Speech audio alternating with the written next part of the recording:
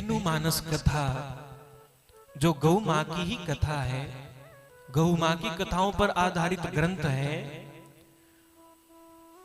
उसमें भी एक प्रसंग आता है कि एक बार भगवान शंकर व देवी पार्वती दोनों कैलाश पर्वत पर विराजमान थे और उनका सेवक नंदी उनके पास आया। नंदी ने आकर के हाथ जोड़े और उनकी परिक्रमा लगाई। परिक्रमा लगाकर प्रणाम करके खड़ा हो गया और जैसे ही खड़ा हुआ भगवान शिव कहने लगे, अरे नंदी, आज तुम कुछ उदास दिखते हो। क्योंकि वो कोई प्रार्थना करने ही आया था और भगवान शिव जो स्वयं त्रिकालदर्शी हैं उस बात को समझ गए थे। उन्होंने स्वयं ही चर्चा शुरू करनी चाहिए और पूछ लिया कि आज बात क्या है, उदास किस लिए हो। नंदी हाथ जोड़कर कहने लगा, भगवान आप सर्वज्ञाता हैं, आपको सब पता है, लेकिन आप मुझसे ही सुनना चाहते हैं तो मैं ये निवेदन करने के लिए आया था कि आपके द्वार पर गौ माँ आई है, वो आपसे कुछ प्रार्थना करना चाहती है, वो आपसे कुछ निवेदन करना चाहती है। और चूंकि गौ मेरी तो मां है और मैं आपका सेवक हूं, तो आपका भी विशेष कर्तव्य बनता है अपने सेवक की और उनकी माता की जो भी पीड़ा हो उसे आप दूर कीजिए। गौ माता भगवान शिव के पास आई और जब गौ मां आई तो उनके आंखों में से आंसू बह रहे थे। भगवान शिव ने पूछ लिया कि कारण क्या है। उस समय गौ माता ने भगवान शिव से कहा कि हे प्रभु,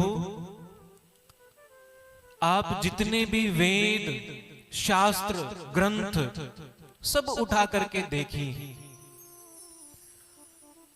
आप जो भी कथा प्रसंग लीलाओं को उठाकर देखिए, जहां जहां भी भगवान के अवतारों की कथा आती है, आप उन कथाओं को देखिए, उन सब पर एक दृष्टि डालिए और उसके बाद विचार कीजिए।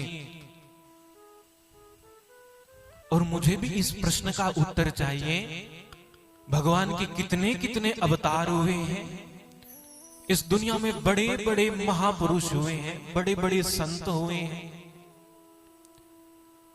स्वयं भगवान ने कितने रूप धारण किए हैं, लेकिन कृपया आप मुझे ये बता दीजिए, उनके मल और मूत्र की पूजा कौन करता है। इस संसार में केवल एकमात्र मैं गाय हूं जिसके मल और मूत्र से भी पूजा के अनुष्ठान होते हैं।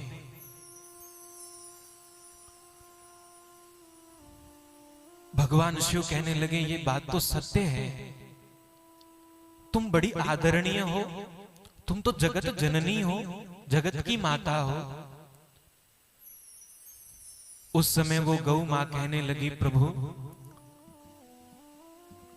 सभी ग्रंथों ने मुझे मां का दर्जा दिया है, लेकिन आज मेरी दशा कुछ बिगड़ गई है। आज मुझे बहुत दुख उठाने पड़ते हैं।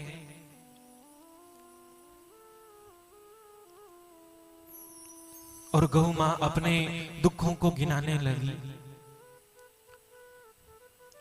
और सज्जनों, जब गौ मां ने अपनी पीड़ा सुनाना शुरू किया तो उसका अंत नहीं आया, क्योंकि आज वास्तव में गौ मां इतनी दुखी है।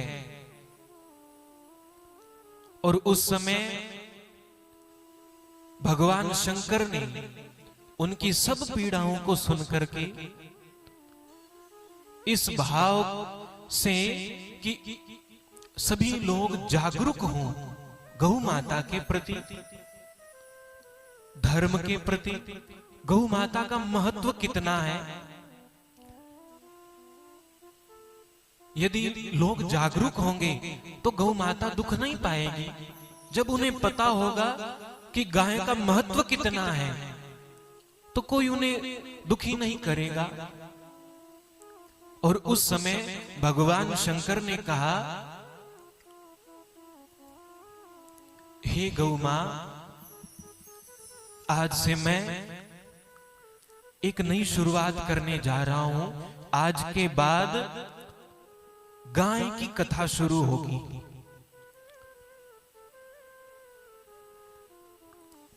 उसके बाद ही गौ मां के ऊपर अनेकों प्रसंग तो अनेकों ग्रंथों में थे, लेकिन गौ मां के नाम से विशेष रूप से कथा उसके बाद आरंभ हुई। और भगवान शंकर ने इस कथा का आरंभ किया। और आज हम भी गौ मां के सानिध्य में बैठ करके कथा सुन रहे हैं।